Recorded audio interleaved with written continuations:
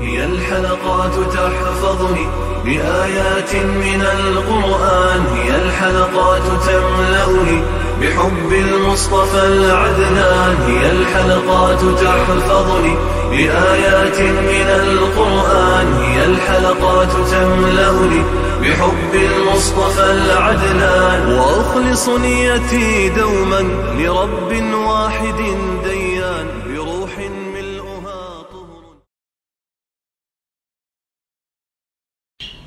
Sure El-An'am tefsiri 140. ayetten başlayıp okuyayımız inşallah. Bismillah, elhamdülillah, ve salatu ve selamu ala Resulillah ve ala alihi ve sahbihi ve sellem. Amma ba'd. Esselamu aleyküm ve rahmetullahi ve berekatuhu. Tövende dektanlağa İbn Kesir rahimahullah'ın Kur'an-ı Kerim tefsiri Uygurca tercümesi Sure El-An'am tefsiriden 140. ayetten başlayıp okuyayımız inşallah. Euzubillahimineşşeytanirracim. Hamakatlik ve nadanlıklarından ballarını öldürgen ve Allah namıdan yalgan etip Allah rızık kılıp bergen neslerini haram bilgen kişiler hakikaten ziyan tattı. Ula hakikaten doğru yoldan adaştı, hidayet tapmadı. Allah Teala mındaq deydi.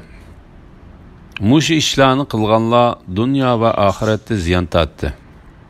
Ula dünyada taqqan zini ulanın dünyada taqqan zini bolsa ballarını öldürüp itiş bilen ballarından ayrılıp kalganlar boldu. Çarı malları da özlerine kıyınçılık elip gelip nurgunlagan çarı mallarını özleriga haram kılıp aldı. Allah Teala'yı yalganlı ve böhtanlı çaplaganlıkları için ahirette tartıdığan zini bolsa ola en yaman orun boğan devzak kirdi. Allah Teala bu haqqı mındaq deydi. Ey Muhammed sallallahu aleyhi ve sellem, eytqin ki Allah Teala'yı yalganlı çaplaydıganlar hakikaten devzak azabıdan qutulalmaydı. Ula bu dünyadan azgını vaqtla bahriman boludu. Andın ula hesap beriş için bizning dergahimizga qaytıdı. Andın kafir bolganlıkları sebebinden ulaga qattiq azabını tetitimiz. Bu ayetning ma'nosi haqida Abu Bakr ibn Mardawi ibn Abbas radiyallahu anhumaning mundaq deganligini rivoyat qiladi. Agar seni arablarning nadanligini bilishing xursand qilsa, Sure En'am'ның Allah Teala'nın hamakatlik ve nadanlıklardan ballarını öldürgen ve Allah namıdan yalgan etip Allah rızık kılıp bergen neslerini haram bilgen kişiler hakkında ziyan tattı. Ula hakikaten doğru yoldan adaştı, hidayet tapmadı degen ayetin okugan. Bunu İmam Bukhari mi rivayet kılgan.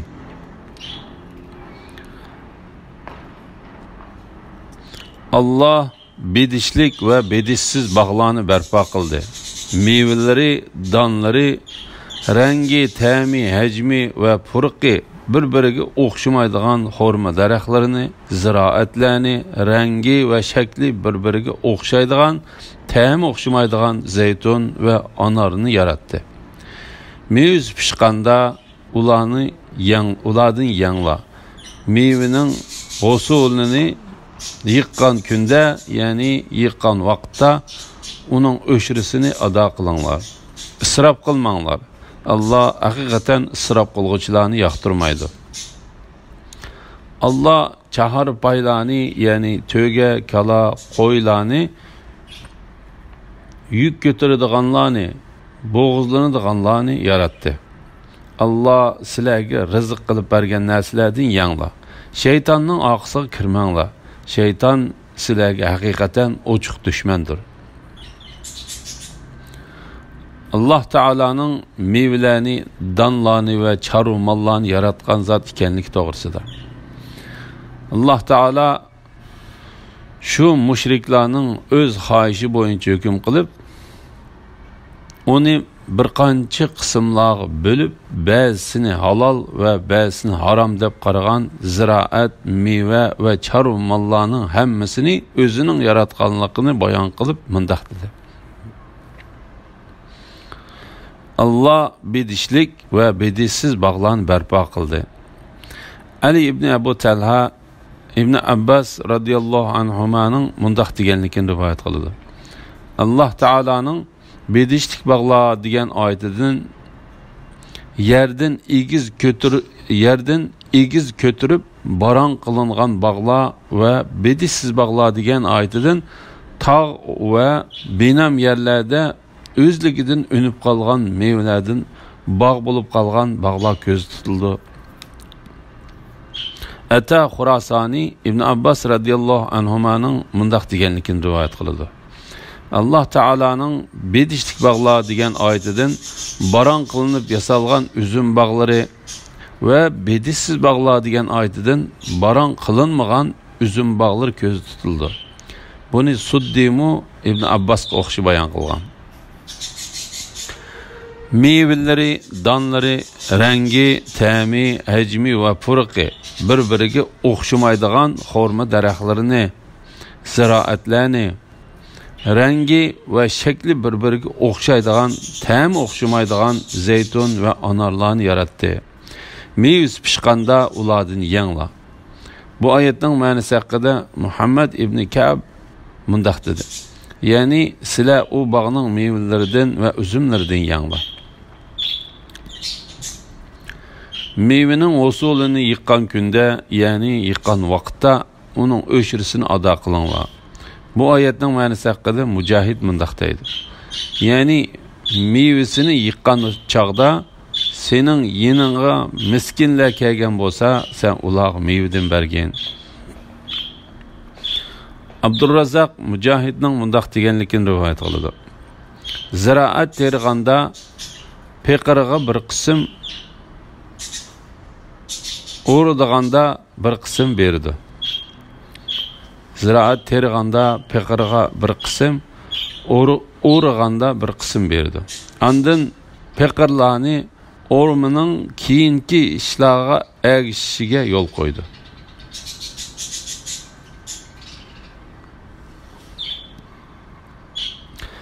Savri İbrahim Naxaining mundaq deganligini rivoyat qildi. Yani peqirga ochliqdan bir siqimchilik berdi. İbn Mubarak Said ibn Jubayrning mundaq deganligini rivoyat qildi. Bundaq berish zakat farz qilinishdan ilgirki ish edi. Bu chaqda miskinlarga ochliqdan bir siqim, uning ulug'iga bir siqim beriladi. Allah Taala ziraat yig'ib, uningdan sadaqa qilmagan kishilarni ayblab ve bir bog' egisining ahvolini bayon qilib mundaq dedi. Allah sizlarga nasihat qiladi-ki, agar mu'min bo'lsanglar, hargiz qayta mundaq so'zlarni qilmanglar.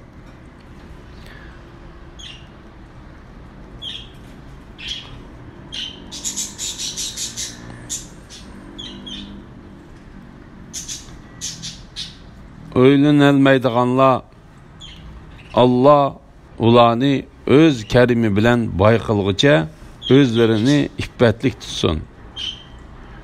Qullaringlardan to'xtam tuzishni tilaydiganlar, ya'ni xo'jasiga muayyan pul mol to'lash sharti bilan o'zining ozod qilinishini tilaydiganlar bilan agar ularning sadoqatini boy qilsanglar, to'xtam tuzinglar. Sizlarga Allah Taala ato qilgan mol mulkning bir qismini o'zlarini ozod qilishga yordam tariqasida ularga beringlar. Agar sizlarning cho'rlaringlar iffatlik bo'lishni xolasa, bu dunyoning ozg'ini melini deb ularni fohishaga majburlamanglar. Kimiki ularni fohishaga majburlaydi ekan, majburlangandan keyin Allah ularni mag'firat qilguchidir. Ularga rahim qilguchidir. Ya'ni fohishaga majburlanganligi uchun Allah ularni javobgarlik tortmaydi. majburlovchilarni qattiq jazolaydi. İsrofchilikning bayoni to'g'risida. İsrof qilmanglar. Allah haqiqatan isrof qilguvchilarni yoqtirmaydi. Ya'ni sizlar berishda odatdan tashqari berib isrofchilik qilmanglar. İbn Jurayj mundaq deydi. Bu oyat Sabit ibn Qays ibn Shammas haqida tushgan xormalarni yig'ib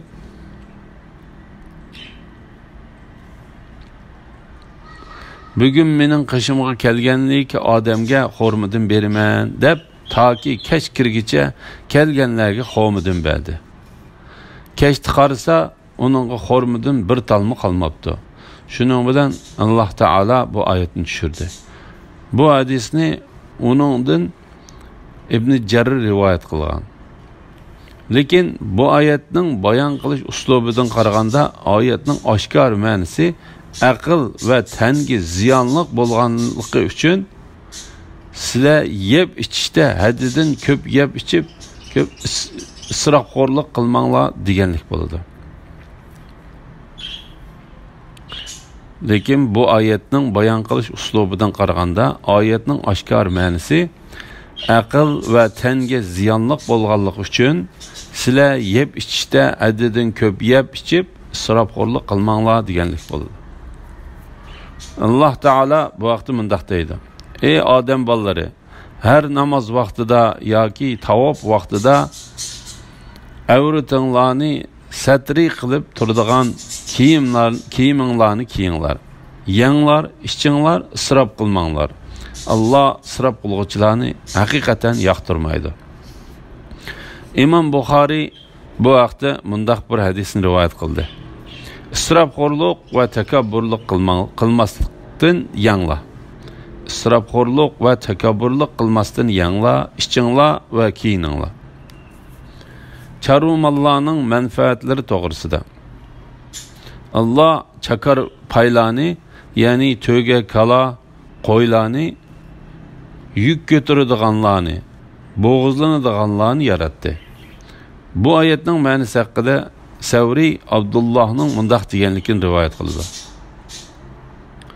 Alloh taolo to'gilardan yuk ortildiganini va kichiklarini yaratdi. Buni Hakim rivoyat qildi. Abdurrahman ibn Zayd ibn Aslam mundaq dedi.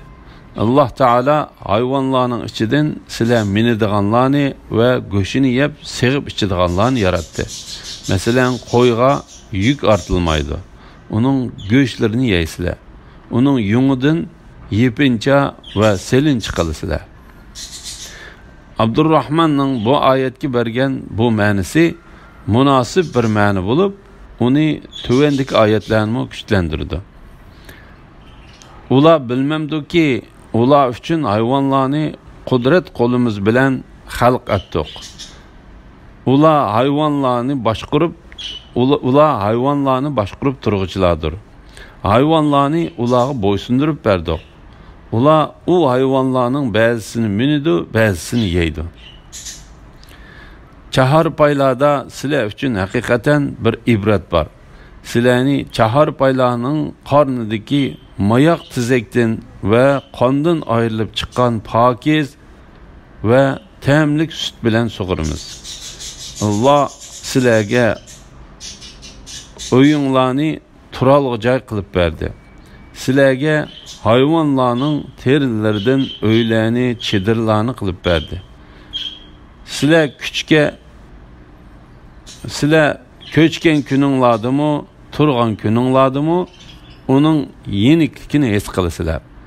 Sizlarga qo'ylarning yunglaridan, to'gilarning yunglaridan, o'chkilarning yunglaridan uy jihozlarini, ya'ni sizlar kiydigan va uyinglarni saramjonlashtiradigan ham ma'lum muddatgacha, ya'ni o'lim kelguncha yoki ular ko'nrab ketguncha foydalanadigan narsalarni qilib berdi. Hayvonlarning go'shini yeyishga va shaytonning oqisiga kirmaslikka buyurganlik to'g'risida. Alloh sizlarga rizq qilib bergan narsalardan yanglar. Yani meyve, ziraat ve hayvanlarını yenglar. Ularning hammasini Alloh taolo sizlarga rizq qilib yaratib bergandir. Şeytanning orqasiga kirmanglar. Yani Allah Taologa yolg'on chaplab, Allah Taolo rizq qilib yaratib bergan meyve, ziraat ve hayvanlarını özleriga haram qilib olgan mushriklarning şeytanga ergashganidek sizlarmu şeytanning yo'liga va buyruqlariga ergashmanglar. Şeytan sizlarga haqiqatan ochiq dushmandir. Yani ey insanlar, şeytan sizlarga haqiqatan oshkorlangan bir dushmandir. Allah Taolo şeytanning dushman ekanligi haqida mundaq dedi. Şeytan haqiqatan sizlarga dushmandir. Onu düşman tutinglar. Şeytan o'zining tavalarini ahli do'zaxdan bo'lishga chaqirdi. Lekin şeytan ularning yipiqliq avratlarini ichib o'tish uchun ularga vasvas qildi. Şeytan aytdi: Rabbinglarning sizlarga bu daraxtning mevasini yeyishini mani qilganligi faqat sizlarning farishta bo'lib ketmasliginglar yoki jannatda mangu turib qolmasliginglar uchundir. Meni qo'yib iblisni va uning avlodini do'st qilib olamsizlar? Halbuki ular sizlarga dushmandir. İblis zolimlar uchun nima degan yomon badal? Ya'ni Allah'a ibadet qilishning o'rniga şeytanga cho'qinish nima degan yomon? Bu vaqt kelgan oyatlar nihoyat ko'pdir.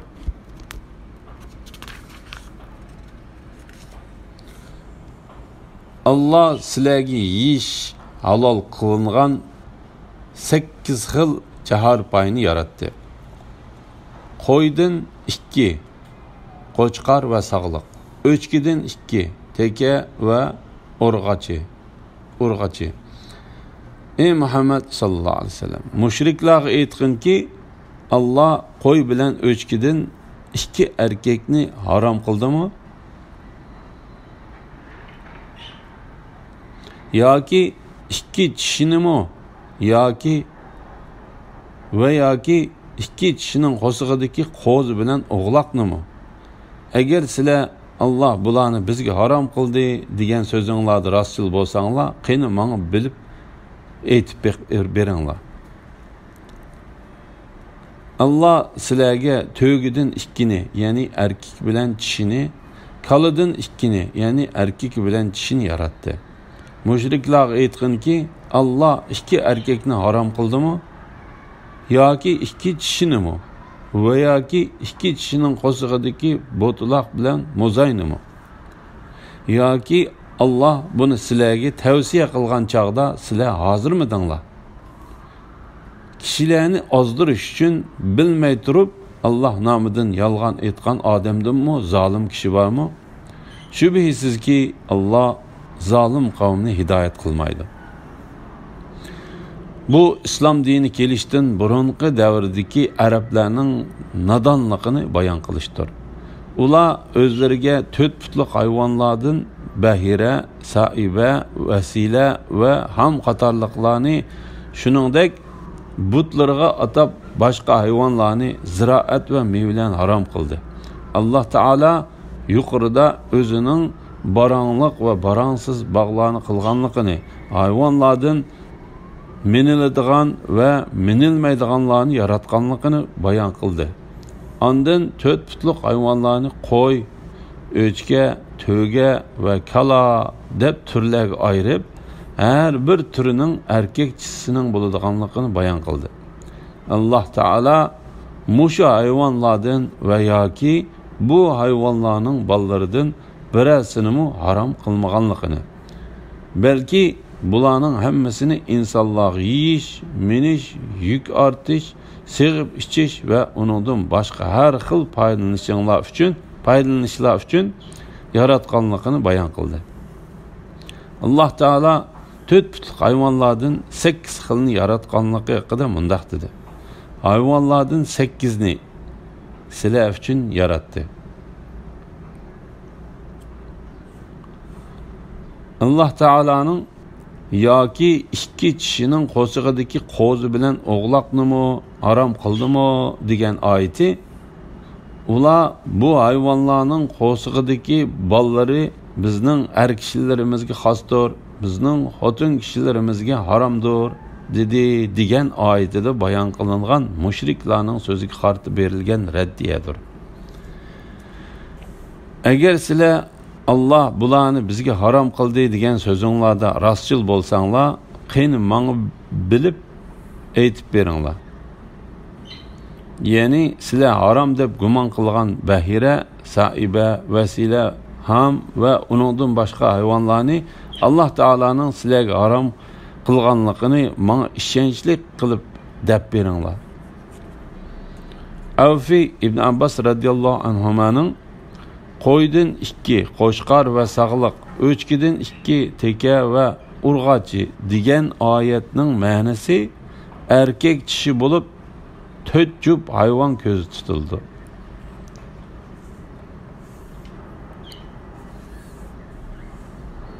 Ey Muhammad sallallohu alayhi vasallam, mushriklar aytganki, Alloh qo'y bilan o'chkidan 2 erkakni harom qildimi yoki 2 kishinimi degan oyatdan men mushu narsalarning hech birini harom qilmadim va yoki 2 kishining qo'shig'idagi qo'zi bilan o'g'loqnimi degan oyatdan tug'iladigan hayvondan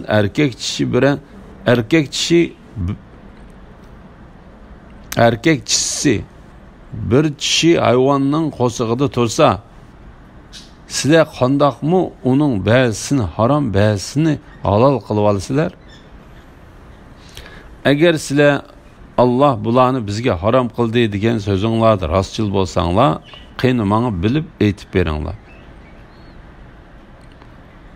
Degan oyatida, ya'ni bularning hammasi haloldir deganligini rivoyat qildi. Alloh taolaning yoki Alloh buni sizlarga tavsiya qilgan chaqda sizlar hozirmidinglar degan oyati mushriklarning Alloh taolaga bo'hton chaplab, shu hayvonlarning ichidan o'zlariga ba'zilarini harom qilganlik uchun ularni masxara qilishdi. Kishilarni ozdirish uchun bilmay turib Alloh nomidan yolg'on aytgan odamdinmi zolim kishi bormi? Ya'ni ulardan zolim kishi yo'qdir. Shubhisizki Alloh zolim qavmni hidoyat qilmaydi. Bu oyatning mazmuniga birinchi bo'lib kirdigan kishi Amr ibn Lahi ibn Qavma'adir. Chunki hadislarda kelishicha u payg'ambarlarning dinini o'zgartgan kishilarning shundoqla saiba, vasila va ham qatorliqlarni butlariga atagan kishilarning tunjisidir.